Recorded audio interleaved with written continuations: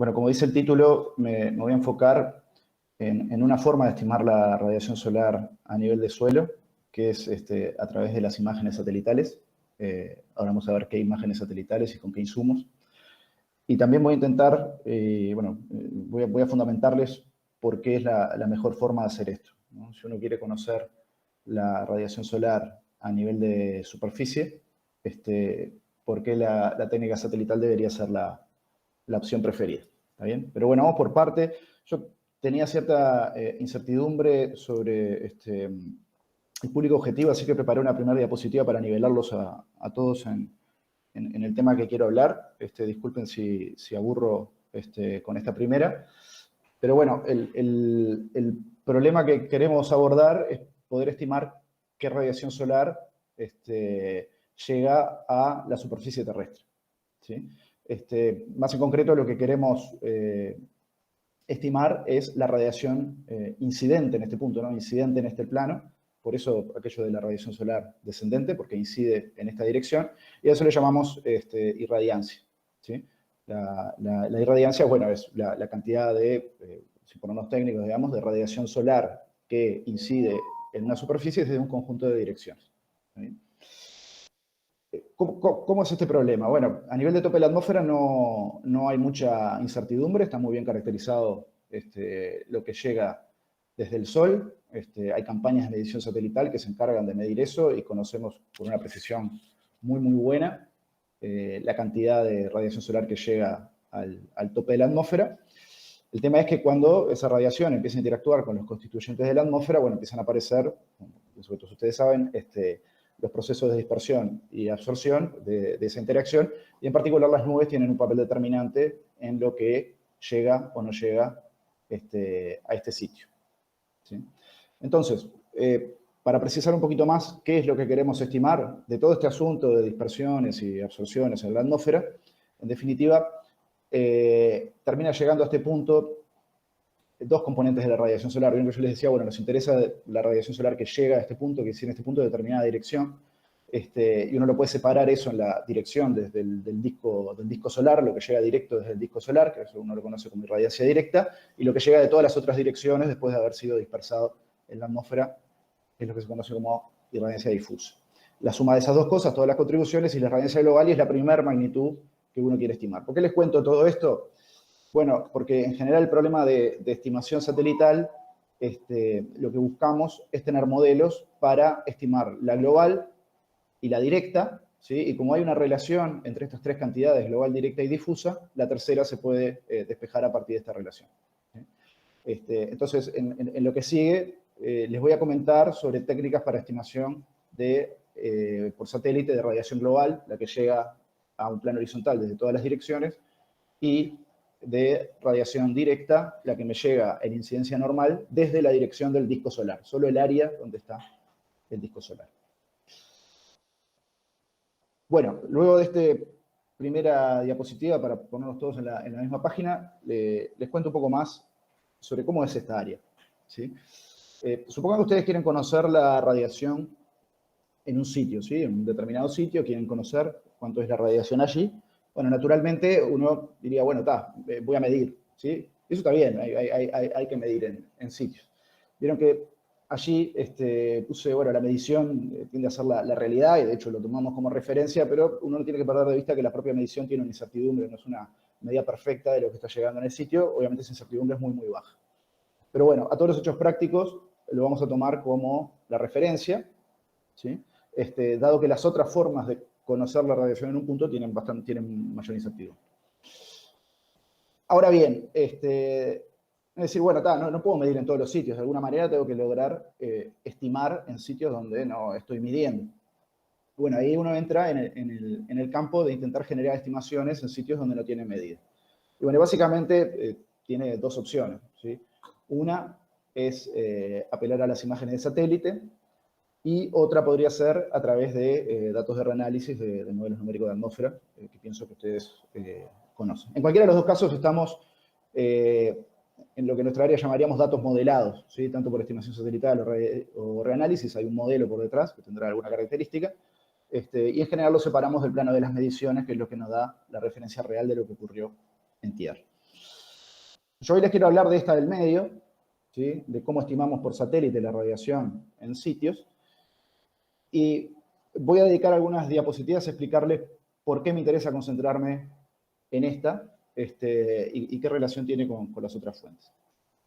La primera es la comparación entre la estimación satelital y los datos de reanálisis, ¿no? Uno puede tener datos modelados por satélite o por reanálisis, y cuando uno compara estas dos fuentes de información con datos medidos en tierra, rápidamente se da cuenta que la estimación satelital tiene una precisión mucho mayor, ¿sí?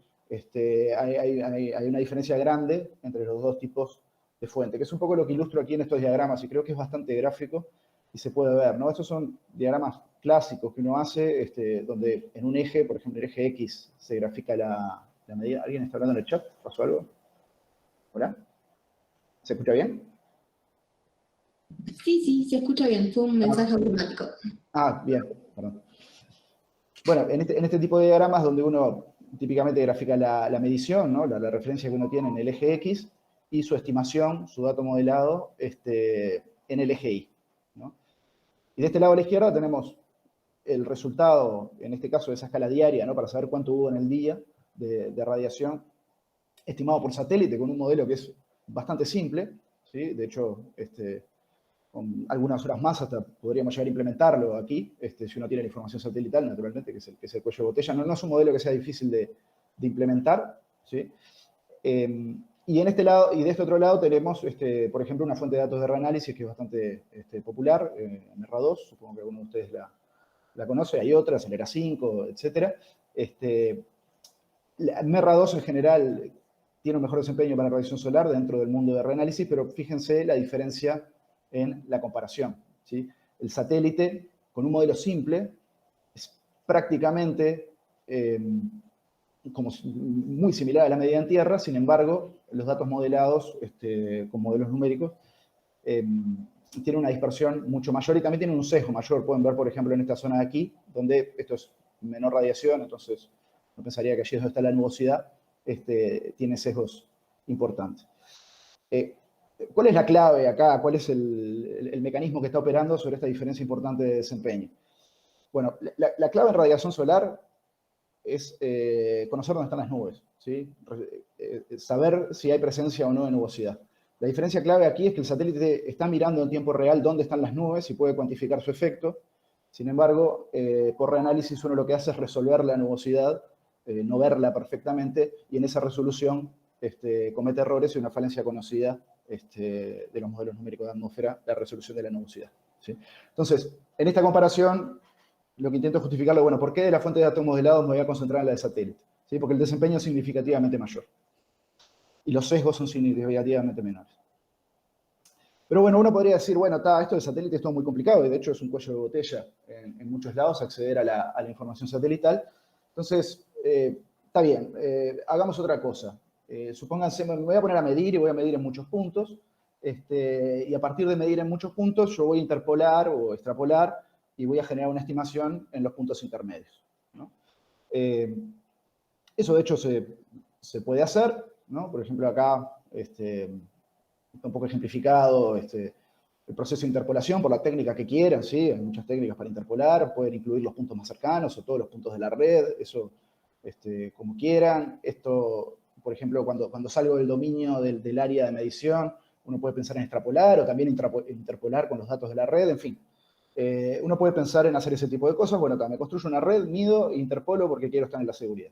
Bueno, eso tiene un problema que se conoce desde finales de los años 90, o sea, ya casi más de 2 décadas, que es que tanto el error de interpolación como extrapolación crece, y crece en forma importante para la radiación solar en relación a digamos, acá lo que está graficado es el error, con una métrica que nos gusta en radiación solar, que es el error cuadrático medio, en función de la distancia al punto más cercano que estoy considerando para la interpolación, ¿no? Que yo acá traté de ponerlo con estas D que están allí. Y fíjense que el error crece en forma rápida, ¿sí? ¿Qué es lo que pasa acá? La radiación solar tiene una variación espacial muy grande por el tema nube-no nube. Entonces, por ejemplo, yo puedo estar midiendo cielo despejado en dos sitios y si en el medio tengo una nube, cuando haga la interpolación me lo voy a perder. ¿Tá? Y ese conjunto de cosas que se pierde, la interpolación del detalle espacial de lo que está ocurriendo, hace que cuando uno quiere interpolar o extrapolar, repito, la variable en particular radiación solar, en otras variables será distinto, el error de interpolación-extrapolación crece rápido. ¿Tá? Por otro lado, el satélite logra ver todos los sitios, o todos los píxeles, si se quiere, con la misma resolución, o con el mismo desempeño, y en general se ubican más o menos en esta región que está aquí. ¿Sí? Modelo satélite. Esto es un gráfico a escala horaria, disculpen, no les comenté, se puede hacer esto, la escala temporal tiene mucho para decir acá, se puede hacer a escala diaria, a escala 10 minutal, etc. Pero por fijar idea, la escala horaria, que es también la escala más popular hasta el día de hoy, el desempeño de la estimación satelital a escala horaria en regiones más o menos amables, como las que estamos nosotros, aquí en la Pampa Húmeda, lo digo por Uruguay, también por donde están ustedes. La incertidumbre típica de la estimación satelital es el orden del 15%. ¿Sí? Con lo cual hay un punto de quiebre aquí, una distancia de quiebre, por encima de la cual la estimación satelital tiene mejor desempeño que la interpolación y la extrapolación. Esa distancia es muy chica. ¿Sí? Fíjense que esta distancia, que yo les puse aquí, del orden de 15 kilómetros, todos estos valores son bastante exactos, ¿no? Obviamente dependen del punto del planeta en el que uno esté, pero son buenos para fijar ideas y no están lejos de la realidad, ¿sí? A pesar de ser orientativos. Fíjense que es una distancia chica, ¿no? Esto lo que quiere decir es que, bueno, si estás a menos de 10, 15 kilómetros de estación de medida, está bien. Interpolá lo que tenés en la vuelta o extrapolá de la estación más cercana y está bien. Por satélite no vas a conseguir nada mejor que eso. Por encima de esa distancia ya te conviene usar satélite. ¿Qué es lo que quiere decir esto? Que si uno quisiera construir estimaciones de baja incertidumbre para radiación solar solo basado en medidas en tierras, tendría que tener una red de medida con una distancia media entre los sitios de 10-15 kilómetros, y eso no es construible. ¿Sí? Incluso, al menos no para radiación solar, pero pienso que es general para todas las variables meteorológicas. Aquí en Uruguay, que tenemos, por ejemplo, una red de medida bastante densa, ¿no? Es un territorio relativamente, bueno, mucho más chico que el de Argentina, y tenemos casi 8 sitios de medición en tierra, la distancia media a nuestros sitios de medida es de casi 220, 250 kilómetros. ¿Sí? Y es un esfuerzo grande de recursos humanos, de recursos económicos. Entonces, a todos los hechos prácticos, naturalmente hay que medir, pero si uno quiere interpolar o extrapolar medidas en tierra, nunca va a alcanzar la incertidumbre que es alcanzable a través de las técnicas satelitales. ¿Sí? Por eso la técnica satelital tiene sentido. Es de los datos modelados la de mejor desempeño y nos provee la espacialidad cuando queremos estimar la radiación solar. Entonces, dos comentarios más respecto a esto de las medidas en tierra y satélite, para que nadie se lleve una idea equivocada. Las medidas en tierra, naturalmente, me dan muy baja incertidumbre en el sitio. Fíjense en este gráfico, no lo comenté, pero bueno, esto es lo que sería distancia cero, le asigné una incertidumbre del orden del 5%, que es más o menos la incertidumbre que uno podría esperar de una red de medida de buena calidad, entre el 3 y el 5%. ¿Sí? Les comenté, bueno, la medida no es perfecto de lo que está ocurriendo ahí, tiene una incertidumbre asociada. Naturalmente, en el sitio es lo mejor que uno puede hacer. Es naturalmente la referencia base para cualquier cosa que uno quiera hacer en evaluación de recurso solar, siempre y cuando sea una red con ciertas calidades de mantenimiento y de equipamiento, ¿sí? Y los emplazamientos sean adecuados. Es lo que utilizamos para validar y ajustar modelos satelitales, pero por otro lado, la espacialidad es limitada, porque uno no puede medir en muchos sitios, solo puede medir en algunos pocos sitios esparsos. Tiene este problema de la extrapolación espacial, una variable que varía mucho espacialmente, y las redes de medida son difíciles de mantener. ¿Sí? Cualquiera que haya mantenido una red de medida lo sabe, ocurren problemas, hay que hacer mantenimiento, es costoso en tiempo y en recursos económicos. Y además, si uno quiere tener estadísticas largas, que en general para caracterización climatológica uno quiere tener muchos años, idealmente algunas décadas de información, sostener ese esfuerzo durante décadas es complicado y en general las extensiones de mediciones de radiación solar no son muy prolongadas en el tiempo, digamos. Hay algunos sitios en el mundo que tienen 3 décadas, pero lo normal es que andemos entre 5 y 10 años, 15, bueno, obviamente esto es un área que está en avance.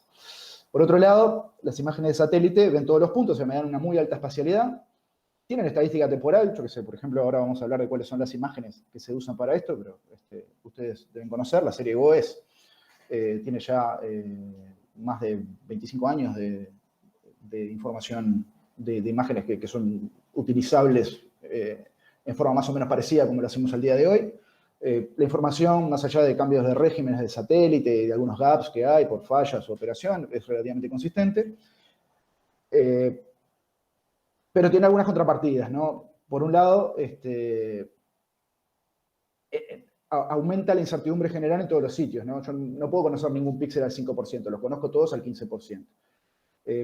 No puedo, o en régimen general, uno no tiene datos cada un minuto. Las imágenes satélite hoy en día vienen entre 10 y 15 minutos, ¿no? Entonces, bueno, meterme dentro de los 10-15 minutos tiene ahí una limitación. Pero si se quiere, la principal limitación, y ahora les voy a contar un poquito más, es la que, bueno, cuando uno trabaja con imágenes de satélite, para este tipo de cosas y con estas imágenes de satélite, uno tiene que trabajar con un volumen de datos muy grande. Bueno, en definitiva, ¿qué es lo que hay entre las dos fuentes de información? Una relación de complementariedad, ¿sí? Las medidas me dan los enclaves para ajuste y validación, me dan los enclaves de incertidumbre, pero solo lo pueden hacer en algunos pocos sitios, y el satélite lo que me permite es generar la espacialidad. ¿Tá? Cualquier herramienta de evaluación del recurso solar que use una u otra fuente va a tener sus limitaciones, y lo mejor es utilizar las dos fuentes en conjunto. Bien. Con esta introducción les voy a pasar a contar cómo se hace esto, ¿no? Cómo hacemos una estimación de radiación solar por satélite. Lo primero es precisar de qué tipo de satélites estamos hablando, ¿tá? Porque eso hay una comunidad muy grande de personas trabajando con satélites de órbita baja, y en general los focos van en esa dirección. Pero bueno, para radiación solar no es esa la información que utilizamos, es la información de satélites geoestacionarios.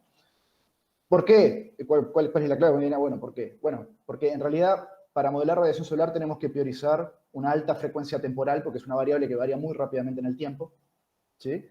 Y eso no lo podríamos tener con satélites de órbita baja.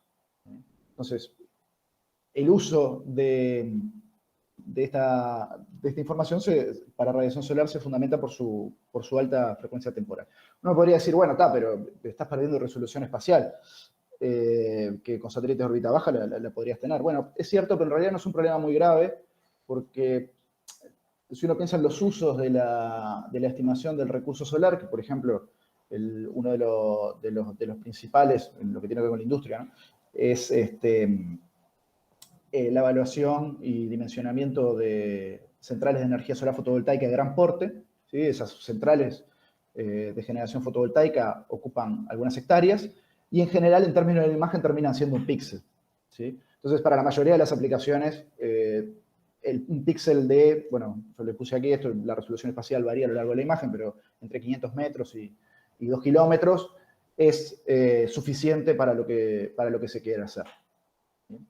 Y bueno, y además, si uno lo compara con datos de reanálisis, es un aumento de resolución espacial, ¿no? Por datos de reanálisis uno podría tener algo del orden de las decenas de kilómetros, al menos a la técnica actual. Naturalmente pueden hacer downscaling, pero el problema general de desempeño lo van a seguir teniendo. Les quería mostrar, para los que no conocen, yo, como les dije, tenía algunas dudas respecto al público específico,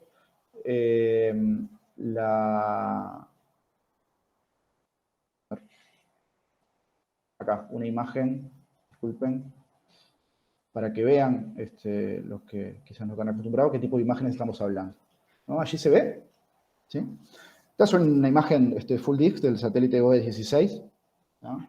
Probablemente muchos de ustedes estén acostumbrados, pero y esta es una secuencia de un día entero, ¿no? Donde ahí pueden ver el movimiento del sol, donde está la parte iluminada y la parte en sombra, que es de noche. Dos comentarios, más allá de mostrarles esta imagen para aquellos que quizás no les sea familiar. El primero es que en este tipo de imágenes la nubosidad es claramente identificable, ¿sí? Y eso es lo que nos permite hacer buenas estimaciones de radiación solar a nivel de suelo. Lo segundo es que pueden ver cómo se mueve esa nubosidad, y la frecuencia temporal de este tipo de imágenes nos permite capturar dónde están esas nubes con una muy alta frecuencia, ¿no? Esta es una imagen cada 10 minutos, ¿no? Cada 10 minutos actualiza dónde está la nubosidad. Y esas son las dos principales características que hacen que la estimación satelital sea la preferida para este problema. Este tipo de información satelital sea la preferida para este problema. Bueno, voy a volver a la presentación. Disculpen Bien. Bueno, naturalmente hay técnicas de downscaling con información de topografía, con información de satélite de órbita baja, que se pueden utilizar para llegar a píxeles más chicos, ¿no? Y, por ejemplo, resolver este problema a escala de ciudad, ¿no? Que este tipo de imágenes no podría ser la escala de ciudad. Yo qué sé, si uno quiere poner paneles en el techo de su casa, en fin, eso tiene algunas aplicaciones específicas. No es la gran aplicación, que es la de generación por energía solar de gran porte. Bueno, ¿cómo se hace esto? ¿No? ¿Cómo de alguna manera, ¿no? entre comillas, cómo convierto una imagen satelital en una estimación de radiación solar? Bueno, hay distintas metodologías para hacer esta. Yo lo que les puedo contar es que son muchas y abarcar alguna de ellas, ¿sí? Hay muchas formas de hacerlo. A grosso modo, como en casi todo, se clasifican en dos tipos, ¿sí? Los que son un modelado puramente físico de la situación, que incluyen simulaciones de transferencia radiativa en la atmósfera o de balance radiativo, ¿sí? Y allí pueden haber, puse algunos nombres, quizás si ha leído alguna cosa, alguno de estos nombres les es familiar. Yo que sé, acá el modelo LSO4 es el que usa son los datos que están disponibles, por ejemplo, en la base Copérnicus del Centro Europeo. Hay un modelo que se llama Physical Solar Model en la National Solar Radiation Database de Estados Unidos. Después aquí hay otro modelo que quizás posiblemente muchos de ustedes lo conocen, que es el que está en el sitio web de NASA Power. Y bueno, en general hay plataformas de descarga. Después hay dos modelos que fueron desarrollados en Brasil, también caen en la categoría de modelos físicos. Del otro lado del espectro, hay una comunidad relativamente grande intentando hacer esto con herramientas estadísticas, que engloba lo que son parametrizaciones empíricas del problema a partir de la información satelital y cómo relacionar la información satelital con los datos en tierra a través de mecanismos empíricos o fenomenológicos, y naturalmente toda la comunidad de Machine Learning está también trabajando en cosas de ese estilo. Después en el medio hay una categoría que se llama híbrida o semiempírica, de modelos que tienen una base física, ¿sí? O sea, no son ideas empíricas, son modelos físicos, pero dejan algunos parámetros libres que son de difícil estimación o teledetección por otras técnicas para ajustar a mediciones terrestres, ¿sí? Hay varios modelos que caen en esa categoría. Quizás el más popular sea el Heliosat 2, que fue el que se utilizó para un emprendimiento grande en Europa que se llamó, del mapa solar europeo, que se llamó ESRA, por European Solar Radiation Atlas, ¿sí? Bueno, esto en muchos casos es una actividad económica, ¿no? Hay empresas que se encargan de proveer datos para emprendimientos de energía solar. Entonces, en general, las consultoras, que hay varias en el rubro, tienden a utilizar modelos de este estilo. Después hay una serie de modelos que llaman de Cloud Index Model, que les voy a contar un poquito más ahora después, porque son los que nos gustan a nosotros y además son los que les puedo explicar ahora en el ratito que tenía disponible. Pero bueno, podríamos hablar de cualquiera de los modelos que están aquí. En términos de desempeño, si yo daba esta charla hace 5 o 10 años, en general los modelos semiempíricos se ven establecidos como los de mejor desempeño. En los últimos 5 años, digamos, han habido muchos avances. 5 o 10 años han habido muchos avances en el modelado físico del problema, y al día de hoy son francamente competitivos con las estrategias que tienen algún tipo de ajuste a datos de tierra, ¿sí? Y un poco por allí es que se está moviendo el área. Las herramientas estadísticas, por su problema de extrapolación espacial y si ajusto parámetros en un sitio o en otro, han perdido un poco de terreno, pero hay algunos grupos que están tratando de pasar blanco sobre negro en el problema del ajuste de los de Machine Learning y el problema de extrapolabilidad espacial. Naturalmente, si ocurre una situación que se va muy de lo común, este tipo de modelos no va a tener ninguna chance de intentar capturarlo, como si lo podrían hacer los modelos de naturaleza física. Bueno, les cuento rápidamente un poco esto de los Cloud Index Models, porque yo les dije que nos gustaba a nosotros, porque digo, no es un tema subjetivo, digamos. Es un tema de que son modelos de muy simple implementación, que tienen base física y que proveen un desempeño muy bueno, ¿sí? Al menos en regiones donde no ocurren cosas muy extrañas asociadas por ejemplo, ocurrencia de nieve o topografías con reflectividades complicadas, como pueden ser salares, cosas de ese tipo. ¿Cómo son este tipo de modelos? Bueno, la estimación de radiación solar que vendría a ser representada por esta I, ¿no? Lo que quiero estimar a nivel de suelo,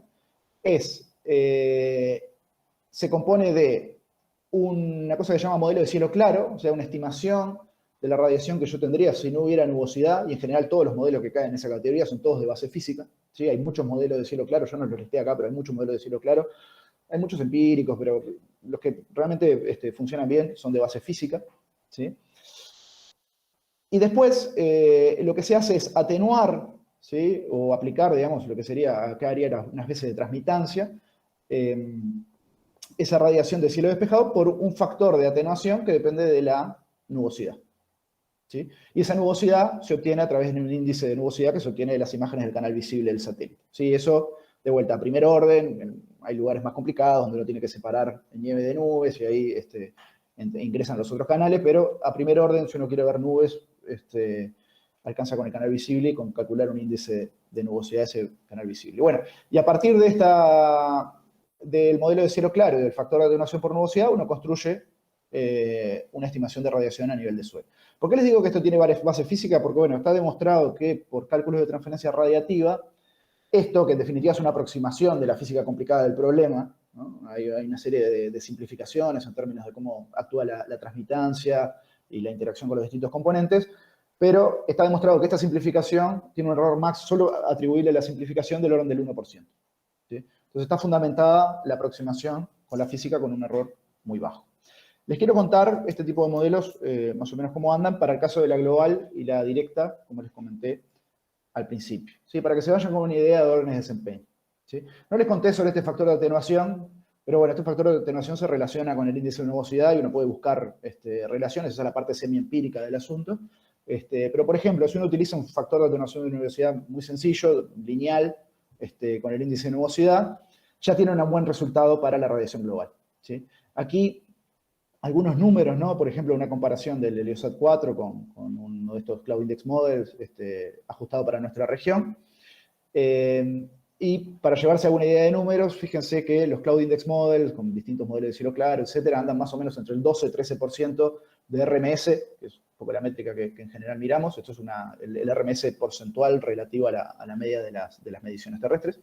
Y en el caso del Heliosat, con y sin ajuste local a medidas, hay algunos procedimientos que se pueden hacer para postprocesar los estimativos, pero bueno, el orden de magnitud es el orden del 17-18%. ¿Sí? O sea, hay una ganancia de casi 4 o 5 puntos porcentuales de un modelo respecto a otro. Pero acá, decir un modelo respecto a otro es equivocado. Lo que está jugando un poco en la diferencia de desempeño aquí, y me sirve para transmitirles otro mensaje, es que la información satelital que usan estos dos modelos, en este caso fue distinta, ¿sí? El modelo de Cloud Index Model usó las imágenes GOES 16, que está enfrentado a nuestra región, tiene muchos mejores ángulos de visión de lo que nos estaba ocurriendo en nuestra zona, y el Heliosat 4, aquel que está en la plataforma Copérnicus, utiliza las imágenes de satélite geoestacionario Meteosat. ¿Está bien? Entonces ve esta región con un ángulo de visión mucho más elevado, y eso es lo que termina dando este incremento de incertidumbre que está aquí. Pero bueno, se van llevando algunos números, órdenes de magnitud, de cómo puede ser el orden de magnitud de los desempeños de la estimación satelital. Esto es escala horaria, ¿tá? Si uno quiere estimar hora a hora lo que ocurrió para cualquier momento para atrás. Y aquí, por ejemplo, algunos scatters, ¿no? El que les mostré hoy más temprano era escala diaria, por eso era más finita, esta es escala horaria, pero también pueden ver que el ajuste es muy bueno. Ahí en mapa de calor lo que está mostrado es la concentración de puntos, ¿no? Hay muchísimos más puntos agrupados ahí cercano a la recta de ajuste perfecto. Bueno, esto para global, ¿no? ¿Qué pasa si aplicamos las mismas ideas a la directa? Bueno, ahí hay que cambiar un poquito el índice de nubosidad, ¿tá? Es un poco distinto, se calcula un poco distinto. También hay que cambiar un poco la función de atenuación, ¿no? Se pasa a una relación de tipo distinto, bueno, por cómo es la interacción de la radiación directa, principalmente con las nubes, ¿no? Que a partir de determinados espesor ópticos pasa o no pasa. Y bueno, el problema directa en general es un problema mucho más difícil. ¿Está bien? En el otro estábamos hablando del orden del 12%, ¿no? Con modelos localmente ajustados. Acá, por ejemplo, estamos hablando ya del orden del 18% en la estimación. O sea, es un problema más difícil estimar directa que estimar global. Y también lo pueden ver en los diagramas de dispersión. Son diagramas más, con mayor dispersión. Eso es un problema más difícil, ¿no? Después, si uno quiere estimar difusa, bueno, tiene un modelo para global, tiene un modelo para directa y usa aquella relación entre la global, directa y difusa para estimar la difusa. O uno podría tener modelos para estimar en forma satelital la difusa. Yo personalmente les confieso, no conozco ninguno, pero bueno, podría, que los que lo hagan en forma directa, ¿no? A partir de la imagen de satélite. En general, la mayoría son a través de la inferencia por la que se llama la relación de clausura, la relación entre esas tres cantidades. Bueno, hasta acá, paneo general del área, de los modelos, incertidumbre. Les describí un modelo simple que se puede implementar en forma sencilla si uno tiene acceso a la información satelital. Ahora lo que les quiero hablar un poquito es cómo se usa esta información, ya para ir cerrando la charla. Y bueno, como digamos, los colegas que me invitaron a esta charla estaban principalmente interesados por el tema de mapas solares, incluí alguna cosa de mapas solares al final. Bueno, ¿cómo se usa esta información? ¿Sí? Yo les voy a hablar de las aplicaciones en lo que tiene que ver con el sector energía. ¿Ah? Esto tiene aplicaciones también en el sector agropecuario, a través de radiación fotosintéticamente activa, ¿no? Eso modula crecimiento de pasturas, cultivos protegidos, etc. ¿Sí? Tiene también aplicaciones a nivel de salud humana, por ejemplo, en lo que tiene que ver con radiación solar ultravioleta, ¿no? Y su incidencia en cánceres de piel. Pero bueno, hay otras áreas, yo les voy a hablar específicamente del sector energía. De hecho, solo les voy a hablar de un pedazo de las aplicaciones del sector energía. Estoy dejando por fuera todo lo que es pronóstico, por ejemplo. Les voy a hablar de lo que estuvimos viendo, que es la estimación, ¿no? Estimación a tiempo T, conocer instante a instante lo que ocurrió hasta tiempo T, que tiene que ver con la prospección del recurso para aplicaciones de energía solar, ¿sí? Principalmente energía solar fotovoltaica. Así que bueno, de todos esos grupos les voy a hablar de una parte. ¿Qué es lo que se hace con esto? Bueno, si uno tiene muchas imágenes para atrás, lo que puede hacer es, y tiene un modelo satelital ya evaluado, ajustado, etcétera, lo que puede hacer es conocer instante a instante lo que ocurrió hacia atrás. Instante a instante, digo, hora a hora, o bueno, con las imágenes actuales podemos saber 10 minutos a 10 minutos lo que ocurrió en el sitio. ¿Sí? Y como uno tiene una estadística larga de imágenes de satélite para atrás, puede ir para atrás un par de décadas. Por ejemplo, acá hay un ejemplo, esto, fíjense, va desde el año 2000 al 2016, y como está todo compacto, queda solo la envolvente de la estacionalidad del recurso. Si uno hiciera un zoom ahí, lo que vería es hora a hora qué radiación hubo en cada momento en el sitio en el cual estoy haciendo la estimación. ¿Sí? Uno puede conocer para atrás qué radiación hubo a tal hora, de tal día, de tal año. ¿Sí? O puede tener una estimación de lo que ocurrió allí. Y bastante fidedigna por lo que les estuve mostrando de los escapes. Bueno, ¿qué es lo que se hace con eso? Bueno, eso se toma como insumo a modelos de aplicaciones de energía solar. ¿Sí? Por ejemplo, acá hay un modelo de cómo se estima, digamos, la generación de una planta fotovoltaica, ¿no? Tiene una parte de, bueno, pasaje a plano inclinado, después tiene una parte más que tiene que ver con los módulos, su óptica, su funcionamiento térmico, su funcionamiento eléctrico, después algunas cosas que hay que conversar en la planta, del conversor para pasar de corriente continua a corriente alterna, y bueno, uno termina teniendo una estimación de generación. Esa estimación de generación del proceso, ¿por qué es importante? ¿Cómo se usa? Bueno, si uno analiza los proyectos de energía solar, ¿sí? Por ejemplo, acá hay un análisis de un proyecto de energía solar fotovoltaica, y uno, a la hora de un proyecto, lo que tiene son incertidumbres, cosas que le dan incerteza respecto a lo que uno cree que va a tener, ¿no? Si uno analiza toda esa estructura de incertidumbre que hay en el dimensionamiento y la construcción de un proyecto de energía solar fotovoltaica, desde su financiamiento hasta su puesta en operación, y uno va desglosando eso, lo que encuentra es que la incertidumbre más grande está en los datos del recurso solar, de cómo va a ser el recurso solar en el sitio.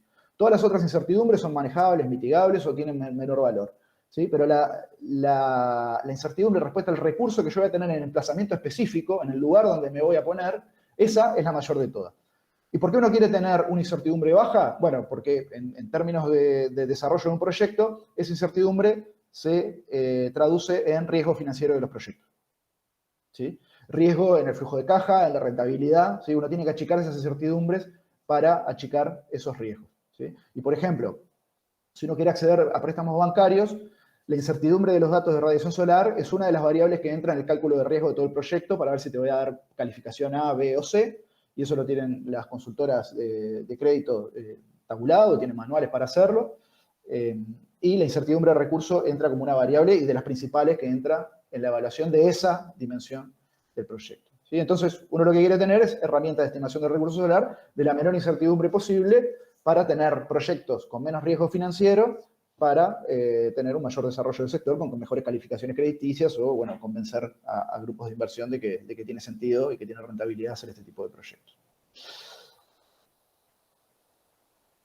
Bien, les voy a comentar un poquito cómo entran los mapas solares en todo esto, ¿no? Primero, ¿qué es un mapa solar? Bueno, un mapa solar lo que es una caracterización climatológica del recurso que muestra espacialmente, en general, lo que uno tiene son los valores medios en un territorio, tanto a escala anual, ¿sí? El valor promedio anual en cada punto del territorio, y después uno lo tiene mes a mes, está en enero, febrero, etcétera, etcétera. ¿Tá? ¿Qué es lo que uno mapea en mapas solares? Bueno, la global horizontal, la directa, la difusa, y uno puede dar un pasito más, puede poner las aplicaciones y puede tener un mapa de potencial fotovoltaico, o puede tener de fotosistema negativo, ultravioleta, y una cosita que es importante, que les voy a comentar un poquito después, en general, para hacer mapas solares, que bueno, obviamente ya hacer el mapa solar tiene mucho valor, ahora les cuento por qué, pero uno puede dar un pasito más, que es cuantificar la variabilidad interanual, y eso es importante para los proyectos también, ¿sí? ¿Para qué se usan los mapas solares? Bueno, para empezar es la primera herramienta para fijarse ideas, bueno, dónde hay más recursos, dónde hay menos recursos, implica prefactibilidad, diseño, prediseño de aplicaciones, asesoramiento a política pública para dirigir políticas. A mí me gusta referirme a los mapas solares como que son el primer insumo que uno necesita para las grandes decisiones. Después, cuando uno baja los proyectos, bueno, necesita otra información, no solo la de los mapas solares, pero a nivel de grandes decisiones, lo primero que tiene que tener arriba de la mesa es un mapa solar. ¿Está bien? Después, bueno, un mapa solar, por ejemplo, para evaluación de proyectos no alcanza porque uno tiene que hacer la simulación detallada esta que les pasé después. Pero bueno, hay un pasito que sí es necesario para proyectos, que es la caracterización de la variabilidad interanual. ¿Tá? Cuando uno tiene muchas décadas, ¿no? Un mapa solar, digamos, hacer un mapa solar no tiene mayor ciencia. Uno lo que tiene, perdón, una vez que uno tiene un modelo ajustado, validado, etcétera, y tiene muchos años de imágenes de satélite, que todo eso es difícil, una vez que uno tiene eso, bueno, aplica el modelo a todas las imágenes, tiene que cuidar un poco los gaps, tiene que cuidar un poco algunos errores que pueden ocurrir, quizás hacer algún arreglo, pero después de que uno tiene eso consistente, lo que hace es básicamente promediar, ¿sí? O construir totales diarios y después promediar. Pero bueno, son operaciones sencillas. Entonces, si uno tiene muchos años, puede tener esta información a varios años. Sí, ya estoy terminando. No sé qué es en el chat, pero estamos terminando. A varios años, y bueno, saber qué radiación tuvo cada año, calcular las anomalías, ¿no? Respecto a la media de todos los años, y bueno, calcular una variabilidad de esas anomalías. Y esa variabilidad interanual también afecta al flujo de caja de los proyectos, porque ellos tienen que saber qué es esperable, ¿no? Si van a tener más recursos o menos recursos, no todos los años tienen distintos recursos, y es un valor importante a la hora de asignar riesgo financiero a los proyectos y calificaciones crediticias. Entonces, bueno, si uno hace el esfuerzo de un mapa solar, lo natural es que además haga el esfuerzo de caracterizar variabilidad interanual, variabilidad intermensual, etc. Y hace una caracterización climatológica más completa. Bien, última cosa, y con esto termino. Quería comentarle un poco cómo estamos de mapas solares en nuestra región, ¿sí? Hay varias iniciativas internacionales de benchmarking de modelos satelitales. A uno le causa un poco de gracia porque el título es internacional y cuando uno va a mirar los sitios de medida, hay 2 sitios en Latinoamérica y básicamente es una evaluación en Europa, de Estados Unidos y algunos sitios del Asia Oriental. Y Latinoamérica está medio como en un vacío, ¿sí? Y cuando uno mira los mapas solares, uno encuentra cosas muy variopintas, ¿sí? Y en muchos casos, metodologías que tienen unos años, en algunos casos algunas décadas de desactualización, ¿no? Entonces, bueno, es un área que todavía tiene mucho espacio para recorrer en Latinoamérica en general. Si uno piensa en mapas satelitales que se han hecho en nuestra región, bueno, está el mapa solar de Brasil, es un mapa hecho satelital con el modelo ese Brasil SR que apareció allí en la diapositiva. Generar un mapa solar para un territorio tan vasto, tan diverso y tan grande como Brasil es un desafío de muy alta complejidad, pero bueno, Brasil tiene hecho un mapa solar en base a satélite. También lo tiene Chile, que tiene sus complejidades, ¿no? Por la cordillera, su extensión territorial en latitud. También tiene sus complejidades y Chile tiene un mapa solar hecho en base a satélite, y después, bueno, estamos nosotros, que en realidad era el problema más fácil de todo, porque Uruguay es un territorio chico, bastante homogéneo, pero bueno, tenemos hecho nuestro mapa solar por satélite. Luego, en el resto de los países, lo que hay son metodologías diversas, a veces se ven interpolaciones de medidas en tierra, se ve el uso de datos reanálisis, se ve el uso conjunto con modelo de mesoscala, no sé, como el WRF. En fin, se ven, bueno, mapas en base a mediciones terrestres por una técnica, como es el actual mapa argentino, una técnica muy consolidada de trabajar con heliofanía, ¿no? Porque la heliofanía, los servicios meteorológicos la miden en muchos sitios.